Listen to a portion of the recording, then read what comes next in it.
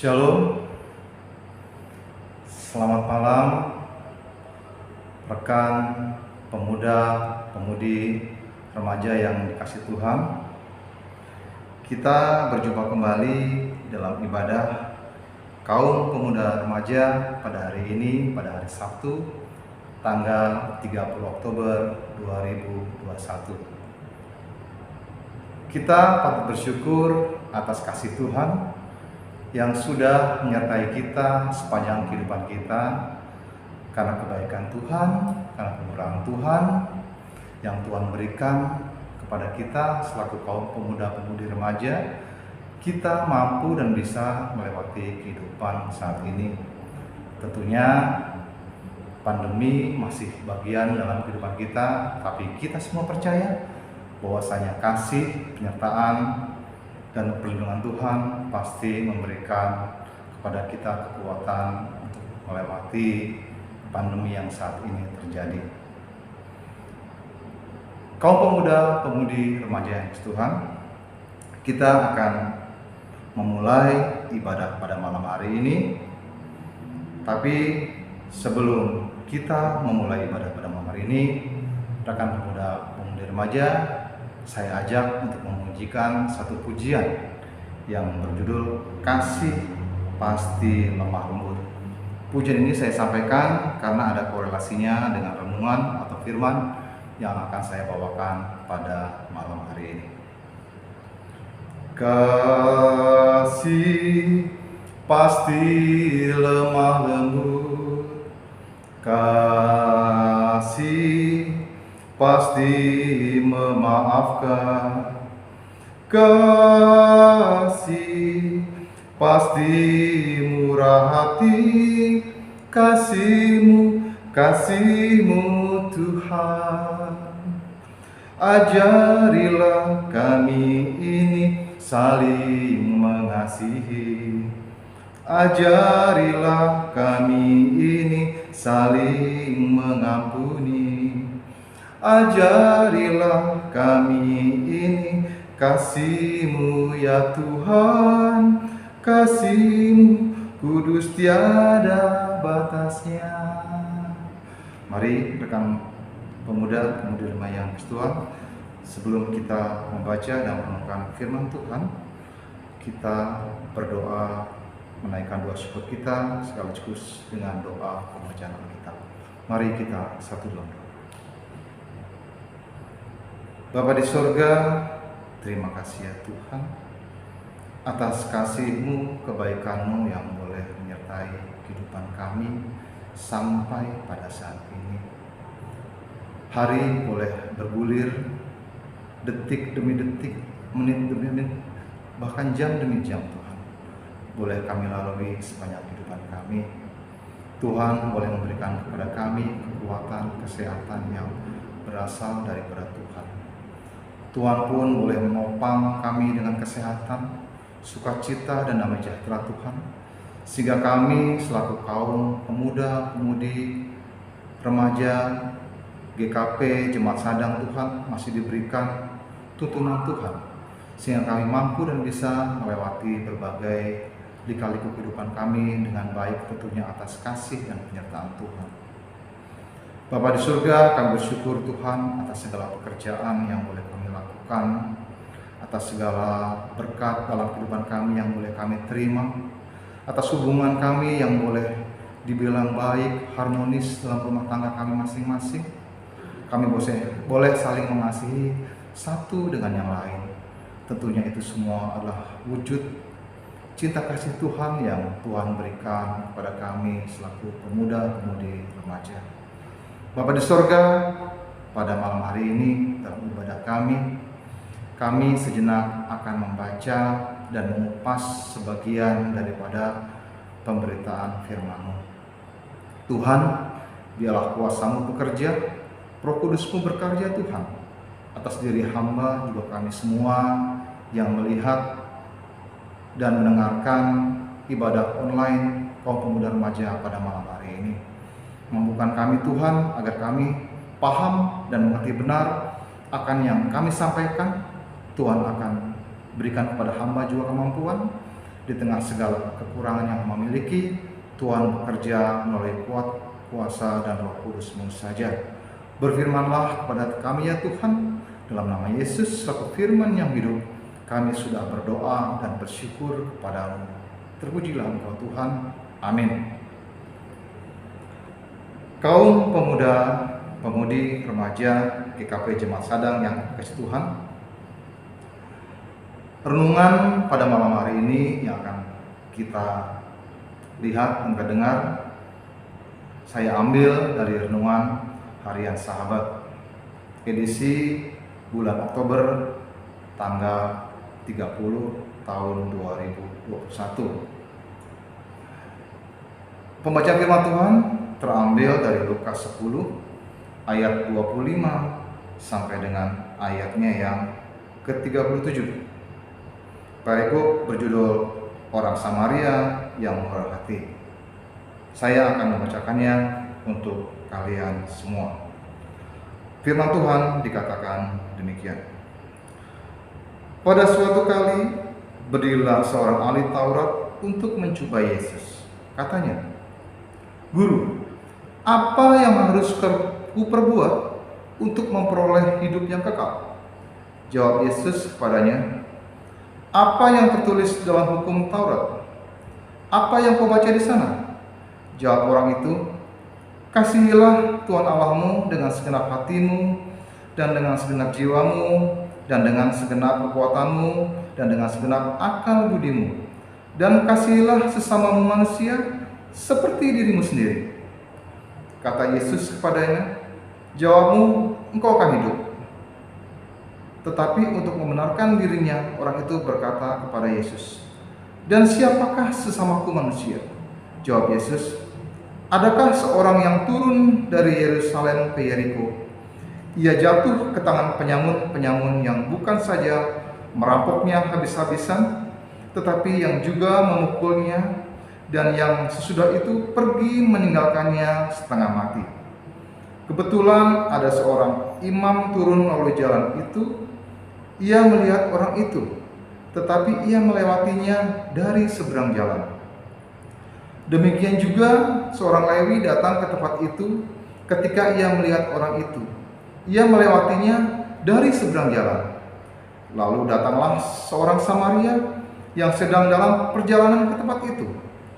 Dan ketika ia melihat orang itu, tergeraklah hatinya oleh belas kasihan. Ia pergi kepadanya, lalu membalut luka-lukanya. Sudah ia menyiraminya dengan minyak dan anggur.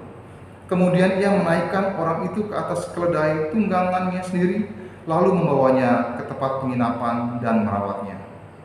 Keesokan harinya ia menyerahkan 2 dinar kepada pemilik penginapan itu, katanya, "Rawatlah dia, dan jika kau berlanjakan lebih dari itu, aku akan menggantinya waktu aku kembali."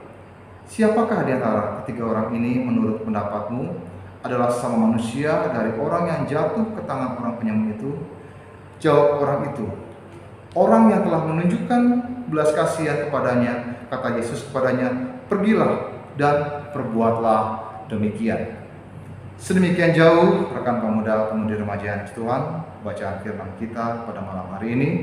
Berbahagialah kita semua yang membaca dan merenungkan, juga melakukan firman Tuhan di dalam kehidupan kita hari lepas hari. Haleluya.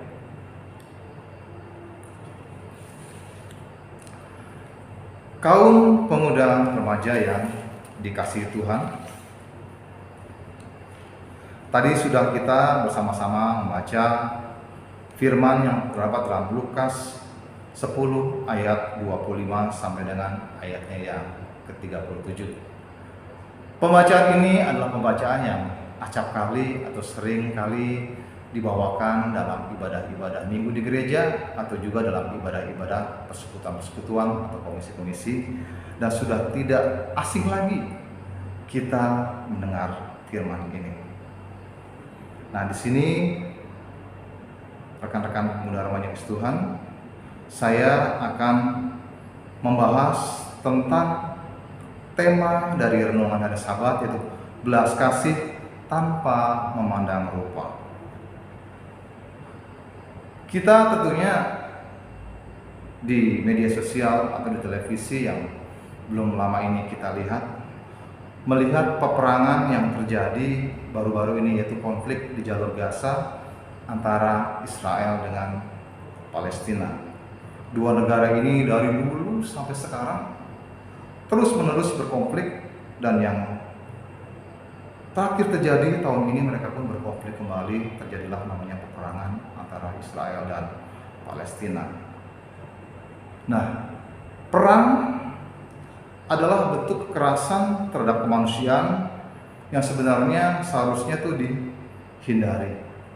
Tetapi karena arogansi dari pemimpin negara, atau arogansi dalam politik, atau arogansi dari hal-hal yang lain, akhirnya namanya perang itu tercetus dan akhirnya terjadi. Dan tentunya perang itu pasti akan memakan korban. Dan korban-korban yang berjatuhan pun selain dari korban militer atau pasukan tentara yang terlibat perang itu, ada juga warga-warga sipil yang tidak ada, perempuan, orang tua, renta, anak-anak yang tidak berdosa, yang seharusnya tidak terimbas oleh perang tersebut. Mereka menjadi korban dari konflik peperangan tersebut. Nah, dalam peperangan ada istilah menang jadi arang dan kalah jadi abu. Pihak yang berperang itu akan sama-sama mengalami kerugian, baik harta, jiwa, dan lain sebagainya. Tetapi kenyataannya dalam kehidupan di dunia ini, yang namanya perang terus saja berlangsung. Manusia terus melakukan perang untuk bisa memuaskan jati diri mereka sebagai seorang yang berkuasa. Dan kadang-kadang seperti itulah kejadiannya. Korbannya pun akhirnya adalah orang-orang yang sipil yang tidak berdosa, yang mereka harus termakan oleh keganasan perang tersebut. Kadang-kala pula kita selaku orang Kristen suka terjebak pula dengan domain pikiran kita kepada pihak yang melakukan perang tersebut. Contohnya kemarin pada saat terjadi perang antara Israel dengan Palestina. Saya banyak melihat di Facebook, banyak melihat di WhatsApp dukungan-dukungan kepada orang Israel. Mengapa mereka membela Israel? Karena mereka merasa Israel adalah bagian dari kehidupan iman percaya mereka selaku orang Kristen, orang percaya. Yang notabene kehidupan di Israel banyak dianut oleh bangsa Yahudi. Seperti itu. Mereka membela mati-matian orang Yahudi Kristen di Israel karena ada kesepahaman masalah iman percaya mereka sebagai orang Kristiani atau sebagai orang Nasrani. Demikian juga sebaliknya. Orang di luar iman percaya kita pun akan membela mati-matian bangsa Palestina, karena mereka meyakini bahwa bangsa Palestina adalah bagian dari kehidupan iman percaya mereka. Nah, disinilah adalah letak bagaimana manusia tidak bisa menilik isi hati mereka yang paling dalam. Mereka bertikai Israel dengan Palestina, tetapi korbannya adalah rakyat sipil, anak-anak kecil, orang-orang tua, wanita, orang tidak berdaya. Di manakah kita selaku orang percaya bisa melihat belas kasihan kepada korban-korban perang tersebut? Tetapi kita mendomainkan pikiran kita hanya untuk bahwa dia adalah sebagai bangsa Israel atau bangsa Palestina yang merupakan bagian dari kehidupan iman percaya kita atau iman percaya agama lain. Disitulah kadang-kadang kita tidak bisa peka terhadap hal tersebut. Rekan pemuda remaja yang dikasihi Tuhan, ajaran yang tadi kita telah baca bersama dari Lukas 10 ayat 25 sampai 37 adalah bagaimana tentang Yesus memberitahu atau menyampaikan tentang bagaimana ajaran mengenai belas kasih. Kita tahu bahwasanya ahli Taurat bertanya kepada Yesus dengan tujuan adalah untuk mencobai Yesus. Tetapi Yesus tidak ingin terperdaya dengan apa yang dipertanyakan oleh ahli Taurat tersebut. Dan Yesus dalam bacaan tersebut mengungkapkan tentang kisah seorang Samaria yang baik hati atau yang murah hati. Kalau kita ketahui bahwasanya orang Samaria adalah bangsa yang dipandang rendah karena latar belakang etnis dan menganggap mereka bukan berdarah Israel murni. Itulah yang kadang-kadang bangsa Samaria di tengah kehidupan bangsa Yahudi di Israel dipandang sebelah mata karena mereka melihat bahwa bangsa Samaria atau orang Samaria adalah bangsa campuran atau bukan asli Yahudi. Tetapi dalam pembacaan tersebut kita melihat bahwasanya orang Samaria dengan rela hati menolong orang yang dirampok dan juga memukulnya hingga tak berdaya juga mengobati. Lalu apa yang diperbuat oleh para imam dan orang Lewi? Kalau kita ketahui bahwasanya para imam dan orang Lewi adalah golongan orang yang saleh dan taat beribadah. Orang Lewi adalah orang yang dipilih Tuhan untuk menyelenggarakan ibadah di kemah Tuhan. Sedangkan imam adalah orang yang dipercaya untuk memimpin ibadah atau dianggap sebagai pemuka agama. Dan mereka dipandang sebagai golongan orang terhormat. Tetapi apa? Pada saat mereka melihat orang yang dirampok, orang yang dipukuli dan tidak berdaya terkapar, mereka hanya bisa melewatinya dengan melewatinya di seberang jalan, di satu sisi jalan yang lain. Nah, dari 3 orang tersebut, orang Samaria, orang Lewi, dan imam, siapakah yang patut kita contoh dan kita teladani? Rekan pemuda remaja yang dikasihi Tuhan, berbelas kasih adalah ajaran yang utama dalam iman kita sebagai orang percaya. Dalam ayat yang ke-27 dikatakan bahwasanya kasihilah sesama manusia seperti dirimu sendiri. Siapa yang tidak mengasihi manusia, maka sama saja ia pasti tidak mengasihi Tuhan. Sikap mengasihi Allah tentunya dapat kita wujudkan dengan kita berbelas kasih kepada sesama kita, seperti tadi yang dicontohkan oleh orang Samaria. Walaupun dia dipandang sebelah mata oleh bangsa Yahudi sebagai orang buangan di Israel, tetapi dia dengan belas kasihnya tanpa memandang orang yang dirampok tersebut berasal dari orang mana, negara mana, bangsa mana, tetapi ia tetap menolong orang tersebut karena ia mempunyai rasa belas kasihan di hatinya. Berbeda dengan imam atau orang Lewi yang notabene adalah pemuka-pemuka agama atau orang yang saleh di mata manusia. Di sini boleh dilihat bahwasanya imam dan orang Lewi adalah orang yang sudah membeda-bedakan manusia. Dia menganggap bahwasanya manusia itu berbeda dengan dirinya. Dia telah pilih kasih. Padahal kita diajarkan selaku manusia untuk berbelas kasihan kepada orang yang mengalami penderitaan, apalagi mengalami hal-hal yang terjadi seperti orang yang dirampok dalam pembacaan Alkitab tadi. Rekan pemuda remaja Tuhan, kadang kita antipati melihat apa yang terjadi di sekitar kita. Acap kali kita melihat di tayangan-tayangan televisi, bahkan mungkin di media sosial, saat ini yang terjadi di negara kita beberapa waktu yang lalu, di mana bencana alam sering terjadi. Ada wabah penyakit, ada banjir, ada bencana alam gunung meletus, atau musibah-musibah lain yang terjadi di negara kita. Dan bahkan yang terjadi saat ini adalah bagaimana negara kita ini terpuruk dari pandemi virus corona yang sedang terjadi. Kita sering melihat bahwasanya korban-korban daripada orang yang terpapar COVID atau orang-orang yang mengalami bencana. Disitulah kadang-kadang kita harus tergerak untuk bisa berbagi kepada mereka. Muncul rasa belas kasihan kita kepada mereka bahwasanya mereka adalah umat Tuhan. Karena dikatakan bahwasanya barang siapa tidak mengasihi manusia, maka dia pun tidak mengasihi Allah. Kita tidak boleh menutup mata pada saudara kita yang mengalami penderitaan tersebut.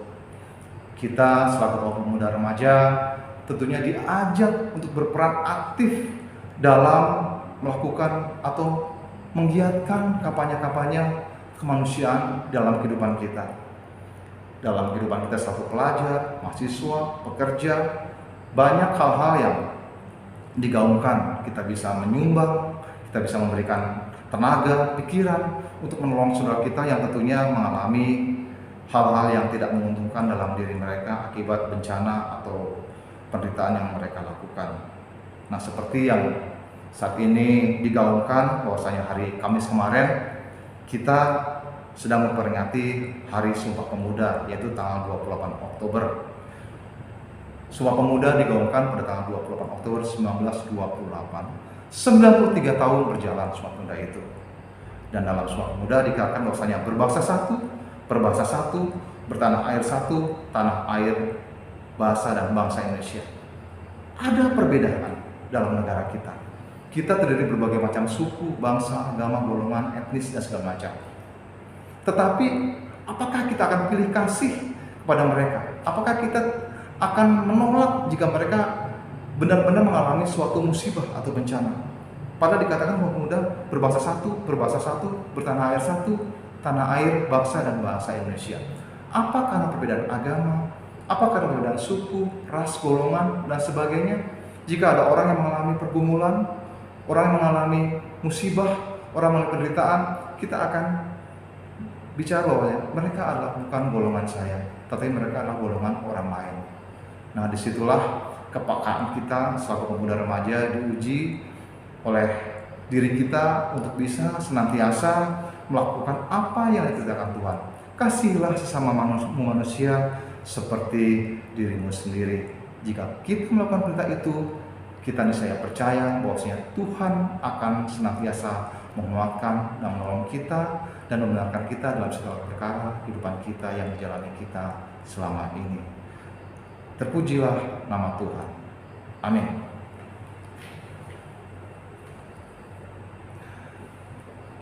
Rekan pemuda remaja yang Tuhan, mari pada saat ini kita bersama-sama akan masuk dalam doa syafaat dan akan kita akhiri dengan doa sempurna Bapa kami. Mari kita setuju doa. Bapa di sorga, terima kasih ya Tuhan atas firman-Mu yang boleh kami dengar dan kami lihat melalui ibadah online pada malam hari ini, di mana tadi kami diajar satu manusia untuk meniru, mencontoh daripada orang Samaria yang memiliki belas kasih pada sesamanya. Ajar kami ya Tuhan selaku manusia untuk berbelas kasih pada sesama kami. Ajar kami untuk peka terhadap sesama kami, sehingga kami benar-benar dimampukan Tuhan untuk melakukan ajaran Tuhan, yaitu mengasihi sama manusia seperti dirimu sendiri.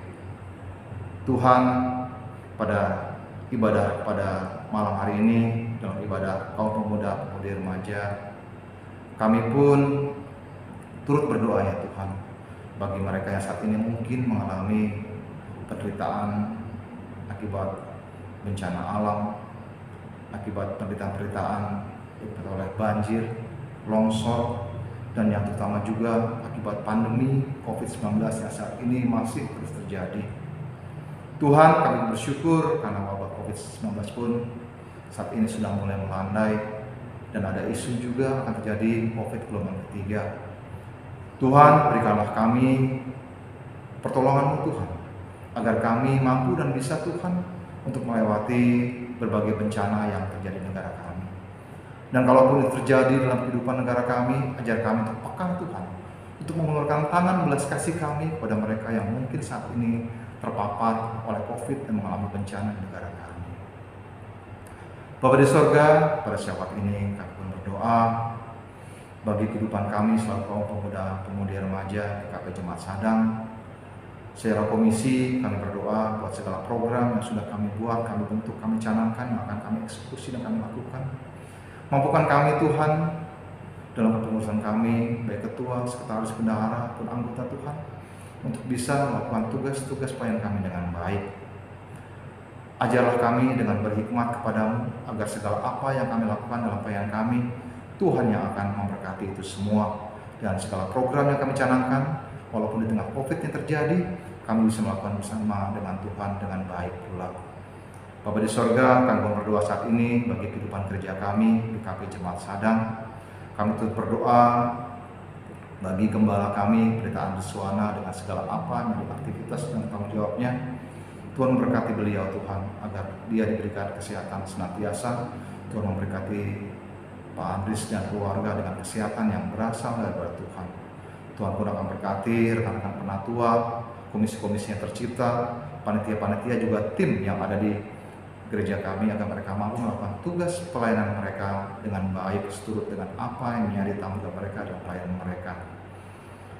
Bapa di surga, kami juga berdoa pada saat ini bagi bangsa dan negara kami. Tuhan memberkati pemimpin masa kami Tuhan. Tuhan memberkati mereka dengan roh hikmat kebijaksanaan.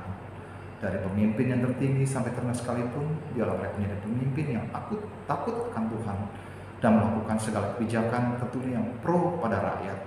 Dan mereka pun bisa mengatasi pandemi yang saat ini terjadi dengan bijak pula. Terima kasih Tuhan. Terima kasih ya Allah, terima kasih atas segala yang telah Tuhan berikan dalam kehidupan kami. Dan kami percaya bahwasanya Tuhan akan memberkati kehidupan kami selaku pemudi remaja di gereja kami. Dan kami percaya juga bahwasanya doa yang kami naikkan ini Tuhan kabulkan.